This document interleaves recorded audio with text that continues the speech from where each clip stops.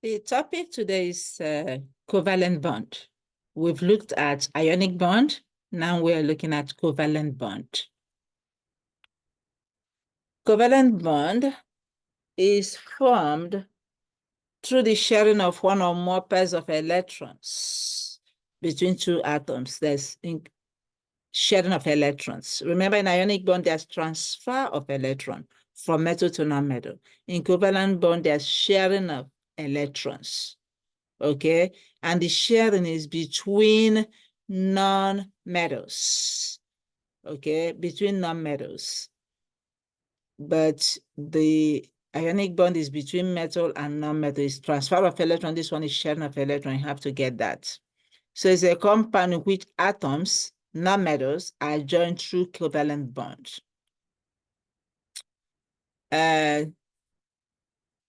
The electrons that participate in covalent bond is the valence electrons. Okay, valence electrons. And again, like ionic bond, the goal is to attain stability for the atom to be stable. Every atom in periodic table is not stable except the noble gases. So they have to be stable through either by transfer of electron or by sharing of electron. In this case, there's sharing of electron, okay, between non-metals. Okay, you cannot, between non-metals. So this is showing the Lewis-Dot structure we've done before. Fluorine has 7 valence electrons. You see, is not stable. Carbon has 4 valence electrons, is not stable. When is this way said unpaired electrons? Unpaired electron, this is paired electron, which we also call lone pair. Lone pair, okay? Lone pair electrons. So these are the electrons that are used, okay?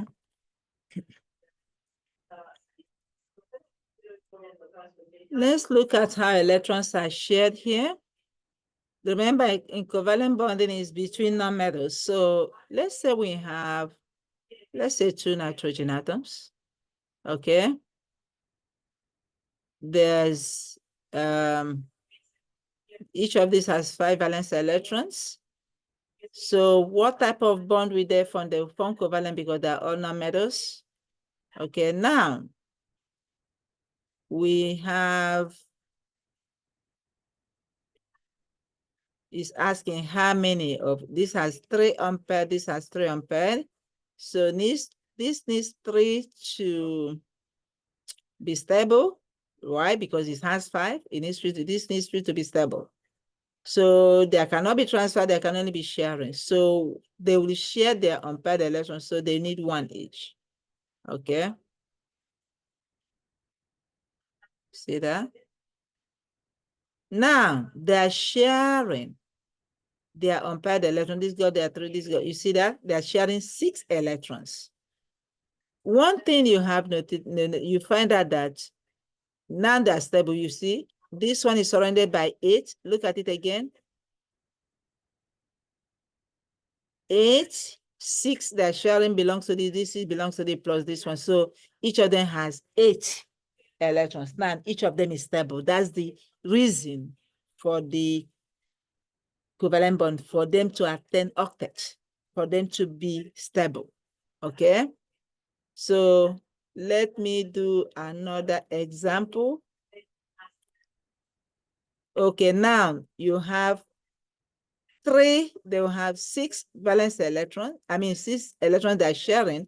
We have 3 bonds holding them together. 3 bonds. These 6 electrons will form 3 bonds. Okay. So let me do one more example. I'm just showing the sharing. What about this and this? Okay. This needs only 1 to be stable. This needs 3 to be stable. This is nitrogen, this is chlorine, so it's covalent. Okay, covalent. Now, it's asking you how many nitrogen and how many chlorine atoms. So this nitrogen, for this to get 3, how many of these do you need for it to share electrons? So there'll be 3 of this, and there'll be 1 of this. Okay. 1 of this and 3 of this.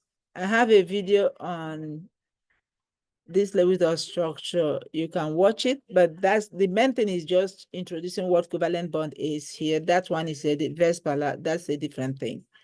So you see that? Now, you see that? Each of these is stable. There's 8 here, there's 8 around here, there's 8 around here. There's 8. Nitrogen also have 8 around here, you see? So that's the essence, sharing of electron. Now this is the covalent compound formed between nonmetals, okay? When we come to drawing the Lewis structure for compounds, there's a different video for that. This is just to show how the electrons are shared, how each of these becomes stable. What covalent bond is, that's basically what it is. I want to use this analogy of tug of war. You can imagine this big person doing tug of war with a little child.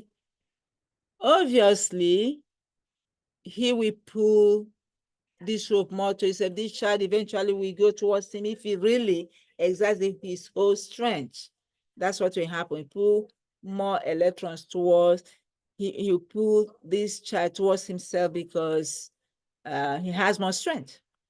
And here, let's assume here that these have exactly the same strength. So if these people have exactly the same strength, there'll be no winner here. Nobody will win. But here, this person will win, clearly. He has, is a big man, maybe he's the dad. He's pulling with the small child. This will have more strength there. So this child eventually go towards him. So here, the strength is not equal. So there's a winner. Here, there's equal strength, there's no winner. And here, the person that wins, we pull the person towards himself. What am I trying to explain here? What I'm trying to come to is there are 2 types of covalent bond. There's polar covalent bond, which involves unequal sharing of electron, like that man and the child. So you have 2 atoms. One has more strength than the other. So the one that has more strength will pull electrons more towards itself. That's called polar covalent. That's unequal sharing of electron. The one with more strength pulls electron to itself. Unequal sharing of electron. That's the winner. Then non-covalent bond, there's equal strength. 2 atoms that are the same or very little difference in their strength. There's equal pulling. There's no winner. Okay?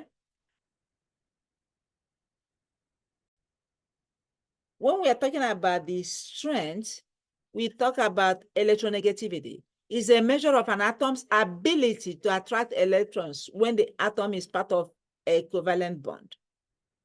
Okay? It's a measure of atom's ability to attract electrons when the atom is part of a covalent bond.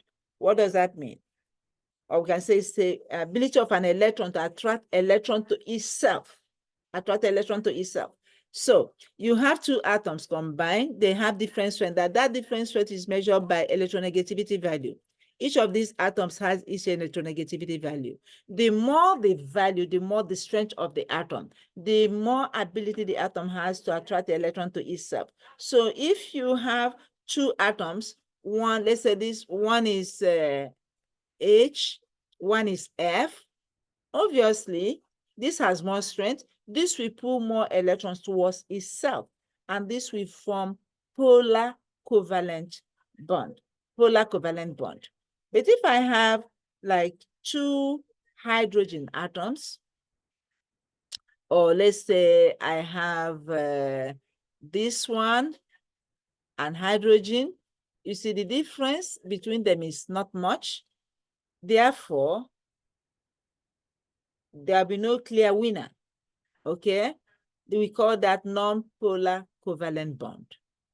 So how do we know when it's polar, when it's not polar? We use what we call electronegativity difference, where we calculate the difference between the 2 atoms that are together, that are bonded together. We calculate the difference in their electronegativity. And depending on what the difference is, it tells us if it's polar bond or non-polar bond. Okay.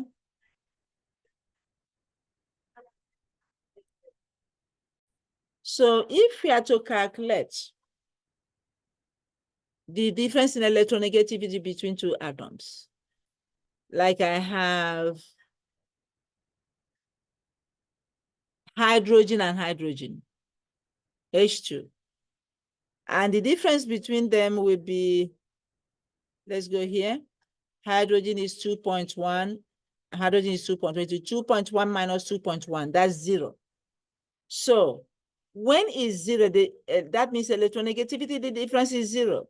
If electronegativity difference is 0, that's less than 0.4. If it's less than 0.4, that means it is non-polar covalent bond. Non-polar covalent bond.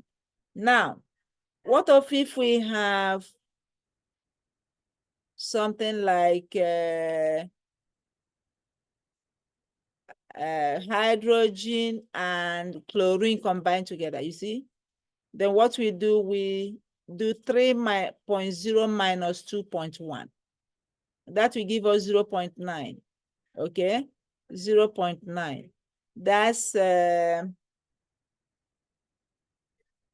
greater than 0.4, okay? Being greater than 0.4, that will be polar covalent, okay? Polar covalent, that means that's a winner.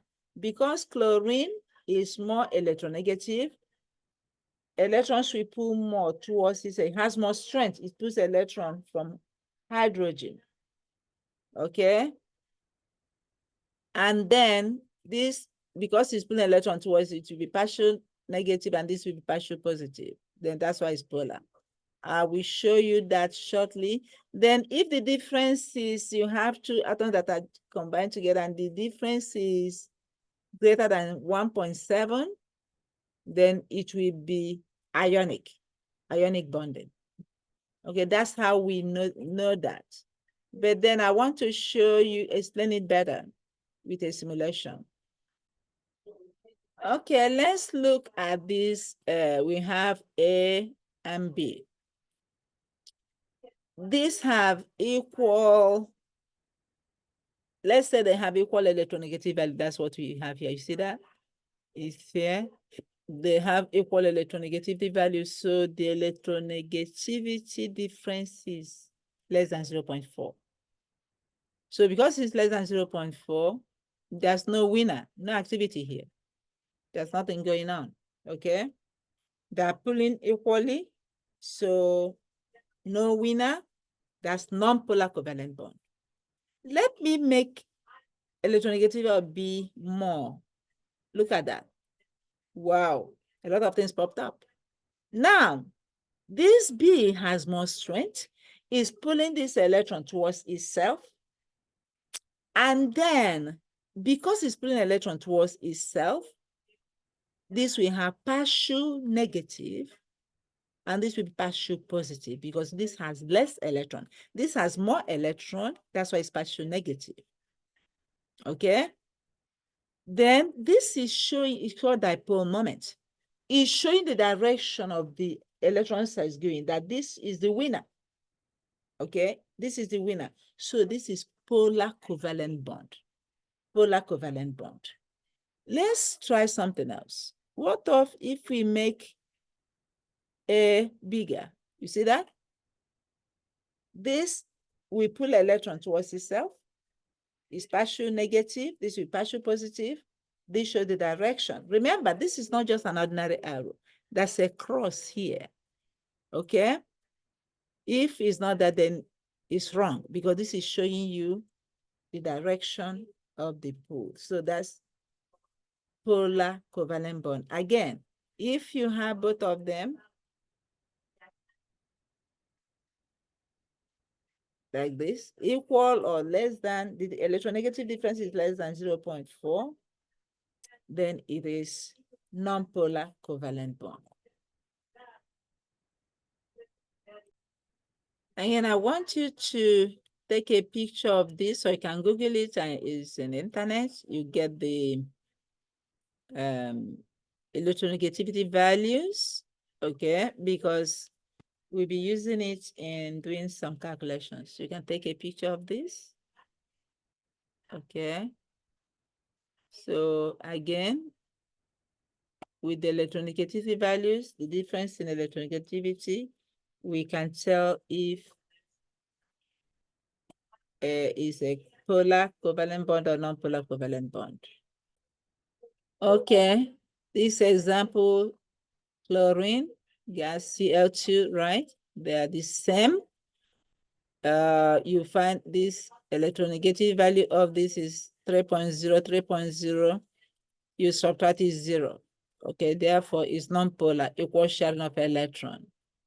You see, the electrons are being shared equally. None of them is bigger than the other. So again, this is also non-polar. It's a covalent bond in which the bonding electrons are shared equally between the two atoms. So there's no winner. You see the distribution of electrical charge is equal, you see? So this is also non-polar, okay? Because this is 2.1, this is 2.1, supply 0.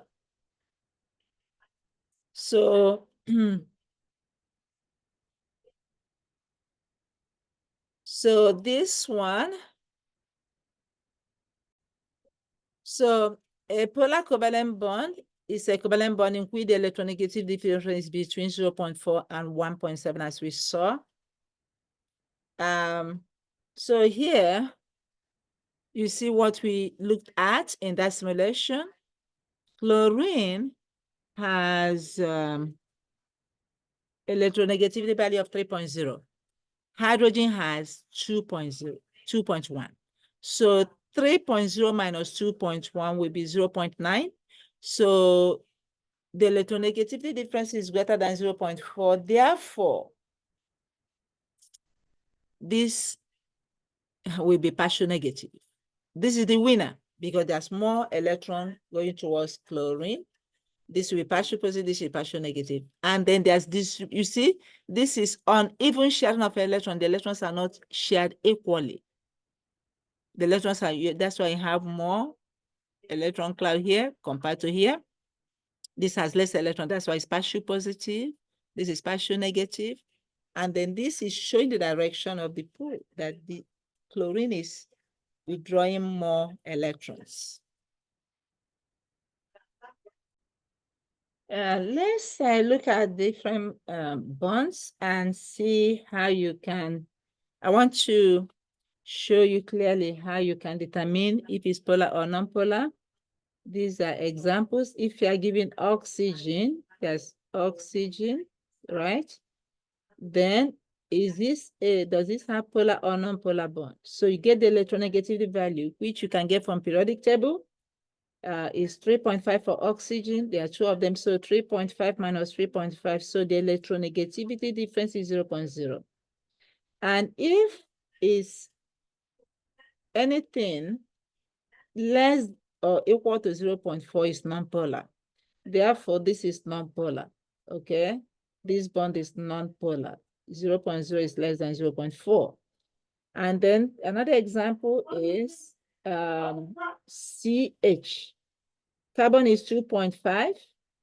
Get it from periodic table. Electronegativity value is 2.5. Hydrogen is 2.1. So the electronegativity difference, which I abbreviated as ED, is 2.5 minus 2.1, which is 0.4. And 0.4 is equal to 0.4. Okay?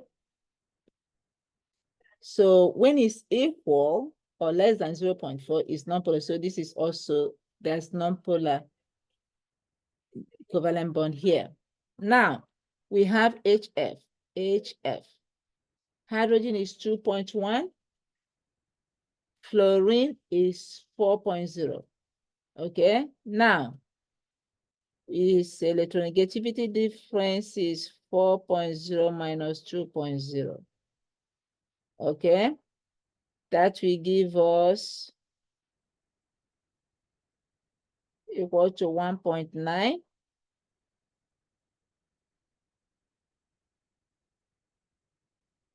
1.9.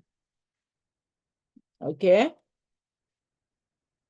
So we'll still classify this as polar, while sometimes some books say difference of 1.9 is ionic, but it's not ionic here because both of these are non-metals.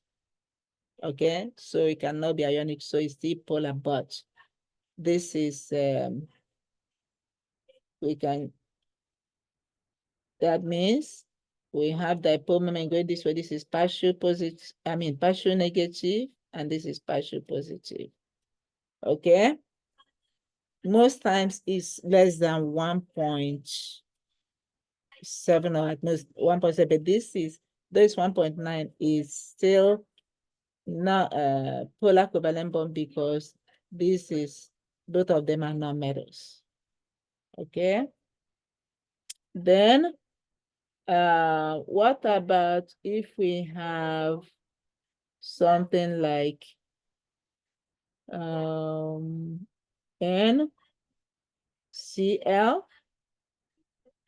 Okay. Do we have this thing of nitrogen? Let's see. Nitrogen is, so this, it will be this. So nitrogen is 3.0, okay?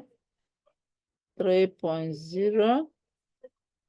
Chlorine is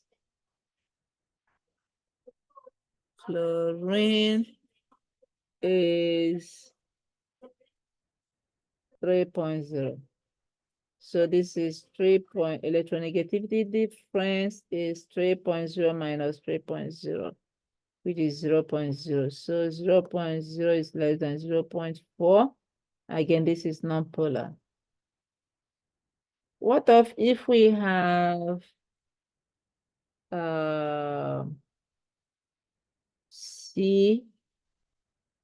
CCl, something like this? CCl.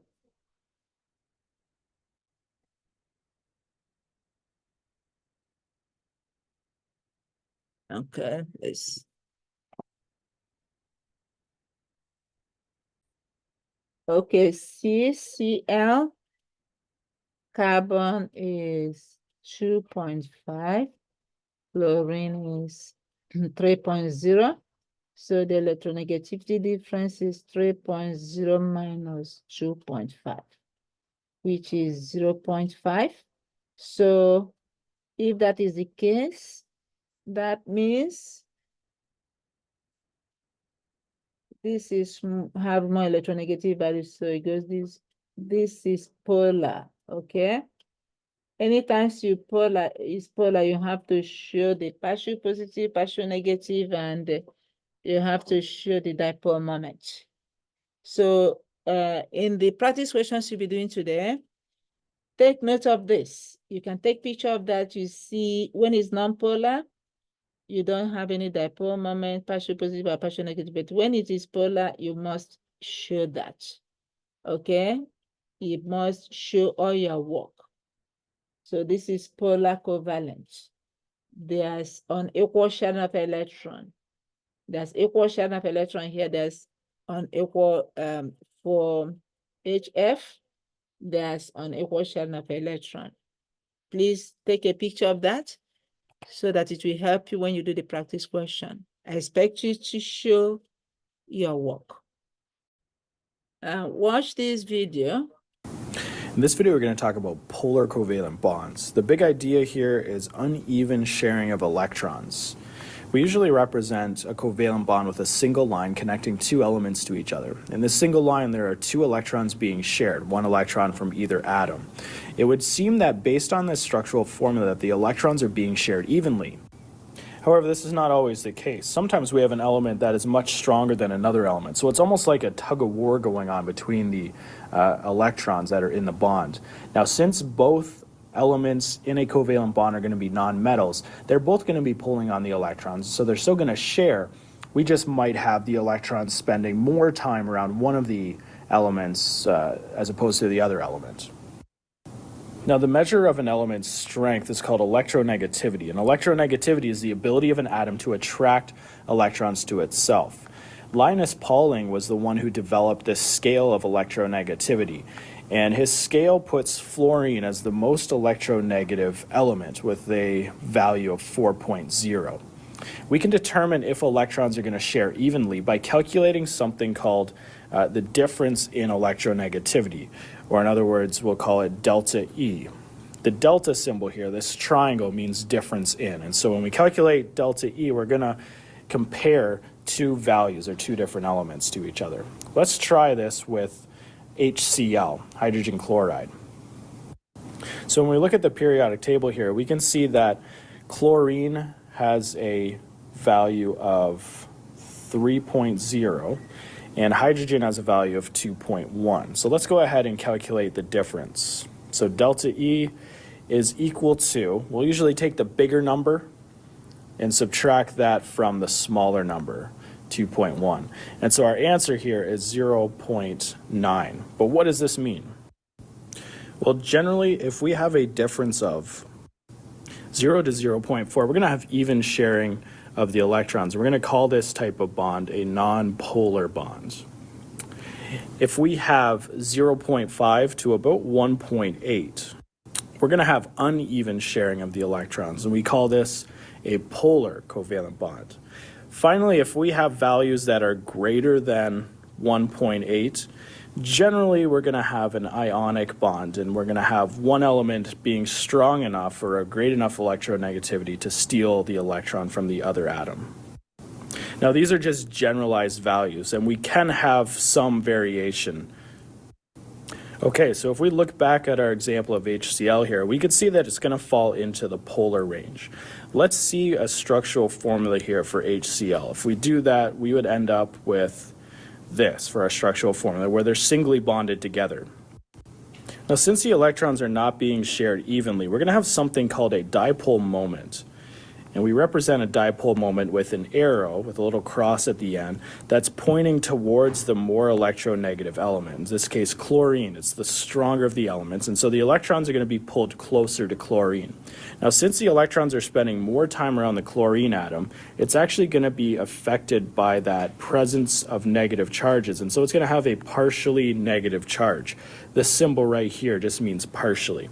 Now, since the electrons are being pulled towards chlorine, that means they're being pulled away from hydrogen, and so hydrogen will have a partially positive charge. And so a polar bond means that we have one atom being partially negative and one atom being partially positive. So does a polar bond mean that we'll have a polar molecule? Well, not necessarily. Here's an example. This molecule is called carbon tetrafluoride, and if we calculate the delta E, the difference in electronegativity for one of these bonds, we'd see that fluorine has an electronegativity of 4.0 and carbon is 2.5 for a difference of 1.5. That's going to fall into the polar range, and so these fluorines would all be partially negative, and then the carbon will be partially positive. Now, although we have these polar bonds here, this is not a polar molecule, and the reason is because this molecule is symmetrical. Since we have this symmetrical molecule, all of these partially negative charges are actually going to cancel each other out. And so this is actually a nonpolar molecule.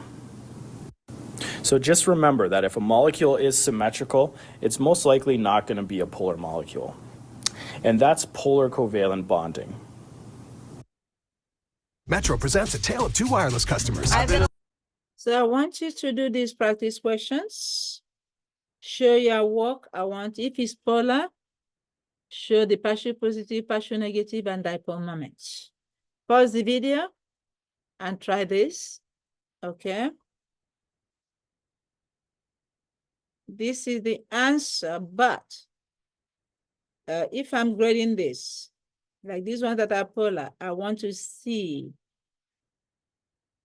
the partial positive, partial negative, and dipole moment. Okay, thank you for watching.